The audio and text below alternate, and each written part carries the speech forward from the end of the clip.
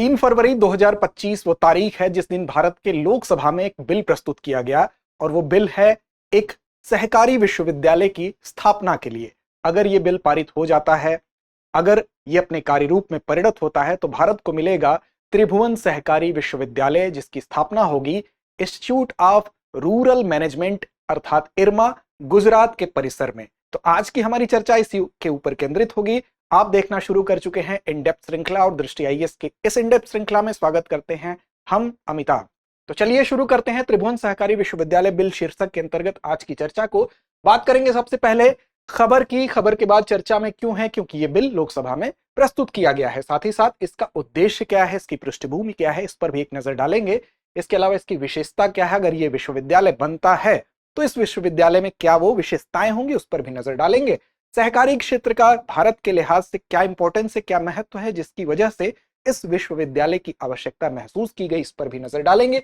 इरमा पे भी एक नजर डालेंगे। इसके अलावा पीवाईक्यू का इंपॉर्टेंस बहुत होता है, क्योंकि प्रीलिम्स वो पहली बाधा होती है जिसको पार करने के बाद आप अपने लक्ष्य तक पहुंचते हैं। तो पीवाईक्यू के इंपॉर्टेंस को देखते हुए अंत में एक प्रश्न भी होगा, अभ्यास प्रश्न होगा, और इस अभ्यास से आप हासिल करेंगे विश्वास, और विश्वास से आपको मिलेगी सफलता। साथ साथ एक प्रश्न होगा आपके मुख्य परीक्षा के लिहाज से सामान्य और अध्ययन का जो 2 और 3 दोनों प्रश्न पत्र है, इससे जोड़ के इस खंड को आप देख सकते हैं।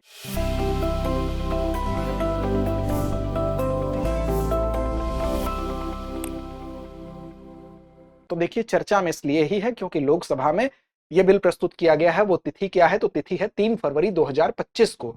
त्रिभुवन सहकारी विश्वविद्यालय बिल 2025 के नाम से यह विश्वविद्यालय जो है, जैसा कि मैंने शुरू में ही बताया कि जो इरमा का परिसर है गुजरात में स्थापित किया जाएगा, और इसको साथ ही साथ राष्ट्रीय महत्व का संस्थान भी घोषित किया जाएगा।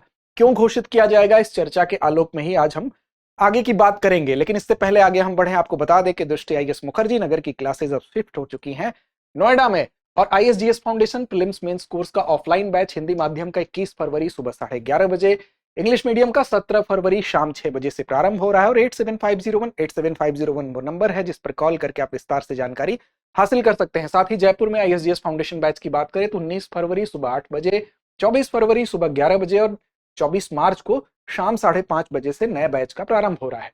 देखिए सबसे पहले बात करते हैं कि इस विश्वविद्यालय को स्थापित करने का उद्देश्य क्या है। तो देखिए अगर उद्देश्य की बात करें तो जो सहकारी क्षेत्र होता है उसमें तकनीकी और प्रबंधन की जो शिक्षा है वो प्रदान करना। सवाल उठता है जो सहकारी क्षेत्र है वो क्या होता है। तो देखिए जो सहकारी समितियां होती हैं, सहकारी क्षेत्र की अगर बात करें तो ये एक जन केंद्रित उद्यम होता है जिसमें लोग ही अपने, जो भी ये समितियां होती हैं उसका स्वामित्व तो लोगों के पास ही होता है, उसका कंट्रोल, उसका नियंत्रण लोगों के पास होता है, और उसका संचालन भी इसके सदस्य खुद ही करते हैं। साथ ही साथ इसके माध्यम से आर्थिक, सामाजिक और सांस्कृतिक समूहों को विकसित किया जाता है। चाहे वो कृषि का क्षेत्र हो, चाहे वो डेयरी का क्षेत्र हो, चाहे वो मत्स्य पालन का क्षेत्र हो, ये सभी सहकारी क्षेत्र के अंतर्गत आते हैं। अब इसमें अगर भारत के लिहाज से बात करें तो भारत में इस क्षेत्र में, सहकारी क्षेत्र में 8 लाख से अधिक सहकारी समितियां आपको देखने को मिलेंगी, और ये संख्या के लिहाज से आप अगर देखेंगे तो विश्व के सबसे बड़े समूहों में ये शामिल है भारत भी।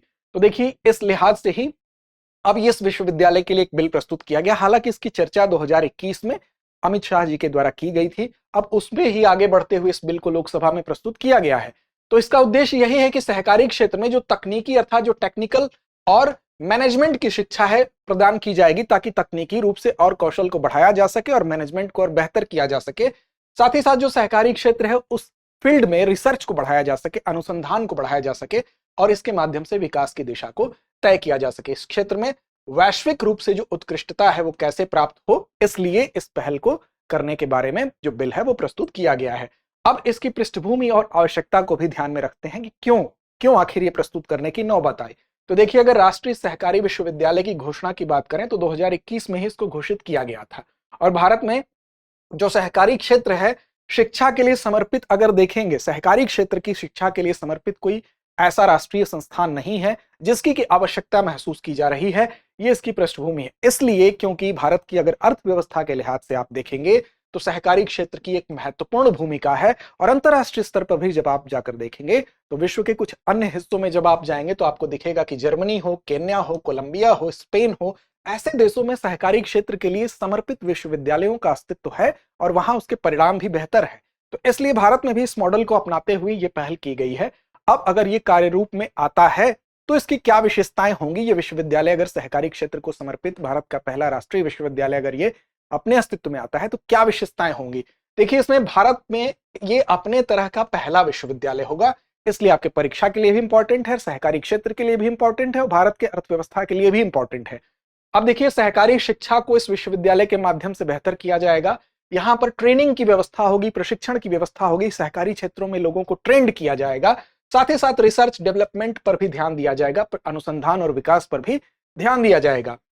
अब अगर बात करें तो इससे लाभान्वित होने वाले क्षेत्र कौन से हो सकते हैं, तो डेयरी का क्षेत्र हो सकता है, मछली पालन हो सकता है, चीनी बैंकिंग आदि के लिए जो स्कूल स्थापित करने की योजना है वो इस योजना के तहत समाहित है और इससे ये सभी क्षेत्र लाभान्वित हो सकेंगे। अब विश्वविद्यालय जो खुलेगा, अगर ये कार्य रूप में परिणत होता है, विश्वविद्यालय खुलता है, तो 4 से 5 संलग्न कॉलेज भी होंगे, अटैच कॉलेज होंगे। ये किन जगहों पर होंगे, तो देखिए, जिनका ध्यान सहकारी समाजों के, सहकारी जो सोसाइटी, कोऑपरेटिव सोसाइटी होती है उसके ऐसी जगह है जहां पर पहले से ही जो सहकारी समितियां हैं वो ज्यादा हैं, अर्थात जहां पर डेंसिटी सहकारी समितियों की ज्यादा है। ऐसे राज्य भी हैं और कुछ ऐसे राज्य हैं जहां पर सहकारी समितियों की पहुंच उतनी बेहतर नहीं है। तो जहां पर सहकारी समितियों की पहले से स्थिति मजबूत है, ऐसी जगहों पर क्या किया जाएगा, ऐसी जगहों पर 4-5 जो है वो कॉलेज खोले जाएंगे सहकारी समितियों से, इस विश्वविद्यालय से जो अटैच होंगे। और इससे क्या होगा, इससे उनको जो स्किल्ड है, वो स्किल्ड प्रशिक्षित जो कुशल श्रमिक हैं वो मिलेंगे और ऐसे मानव संसाधन उपलब्ध होंगे जो कि इन कॉलेजों के माध्यम से और ज्यादा स्किल्ड हो पाएंगे। और जहां पर सहकारी समितियों की बहुत ज्यादा अच्छी स्थिति नहीं है, जैसे उत्तर प्रदेश, बिहार, राजस्थान की बात कर लें, तो यहां पर जहां पर इनकी संख्या कम है, पहले से सहकारी समितियों की संख्या कम है, तो यहां पर इनके बढ़ावा देने के लिहाज से यहां भी 1-2 कॉलेज ओपन किए जाएंगे जो कि इस विश्वविद्यालय के अंतर्गत ही, इसकी कार्यप्रणाली के अंतर्गत ही संचालित किए जाएंगे।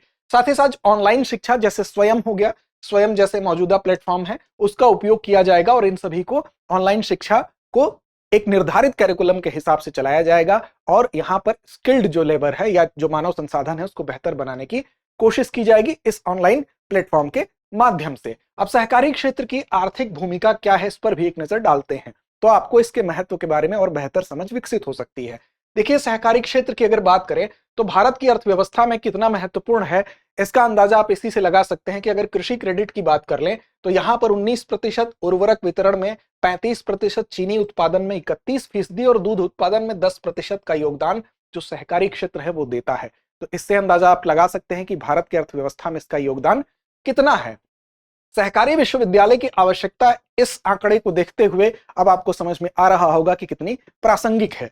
अब सहकारी शिक्षा और प्रशिक्षण की वर्तमान संरचना को अगर आप देखेंगे तो वो संरचना जो है बहुत ही खंडित है, अपर्याप्त है। इसका मतलब वो सफिशिएंट स्ट्रक्चर एक नहीं बनाता है जो कि एक बैलेंस विकास हम कह सकते हैं, एक संतुलित विकास कह सकते हैं उसको, उसकी तस्वीर प्रस्तुत करता हो। तो इस लिहाज से एक ऐसे विश्वविद्यालय की जरूरत है जो कि एक स्टैंडर्ड करिकुलम प्रस्तुत कर सके, जो कि एक जगह से एक मॉनिटरिंग की सुविधा प्रस्तुत कर सके जिससे कि सब जगहों पर एक संतुलित विकास देखने को मिले। तो इसमें जो है मानकीकरण, मतलब एक स्टैंडर्ड मानक होना चाहिए और गुणवत्ता की निगरानी के लिए एक ऐसा निगरानी तंत्र होना चाहिए। इसकी आवश्यकता महसूस करते हुए एक विश्वविद्यालय हम कह सकते हैं इसकी आवश्यकता महसूस की जा रही है जो कि एक इंटीग्रेटेड, एक समेकित, एक मानकीकृत, मतलब एक स्टैंडर्ड स्ट्रक्चर को स्टैब्लिश कर सके, स्थापित कर सके राष्ट्रीय स्तर पर। इसी वजह से इस विश्वविद्यालय की आवश्यकता महसूस की जा रही है कि ऐसा एक केंद्रीय विश्वविद्यालय बनाया जाए जो कि सहकारी क्षेत्र के लिए समर्पित हो और इसके माध्यम से एक निश्चित शैक्षणिक मानक भी हो, एक एकेडमिक स्टैंडर्ड भी हो जो कि हर जगह